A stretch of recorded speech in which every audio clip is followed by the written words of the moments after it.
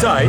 And of course, when you look at the way things are moving on, the African Cup of Nations preparations for 2027, yes, we all know that the announcement was made to actually cement everything in regards to the speculations that African Cup of Nations may not be played in East Africa. That's of course Uganda, Kenya, and Tanzania.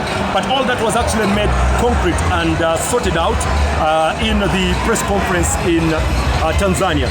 So it's a very clear case that we shall be having the African Cup of Nations, that is Pamoja 2027.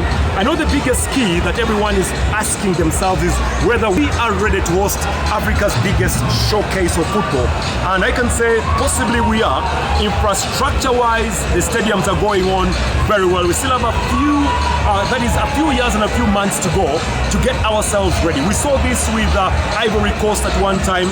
They struggled to get themselves ready, and of course a few stadiums were a little bit on the delay, but they handled a very successful event, Ivory Coast. And now that puts us into the picture. How ready are we? I can say we are ready. The infrastructure is going on really well. In Uganda, the Hoima City Stadium is already done. Currently there is another stadium that is being constructed in Lira City called the Jonah Kibwa Stadium. It's actually going on really, really well. When you go down to Kenya, the Talanta Stadium is also moving on pretty well, and also others are moving on. In Tanzania, they are constructing their stadiums all the way in Zanzibar and also Mwanza very, very well. So you can say infrastructure-wise, I think we will be ready to host the African Cup of Nations.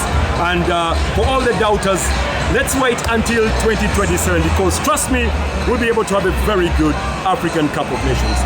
I will actually go with the message of the president of African football, Dr. Motsepe, where he says we all have a job to do in order to make sure we have a successful African Cup of Nations. Everything has been given to us as East Africans. East Africa Pamoja. It begins now. We shouldn't sleep.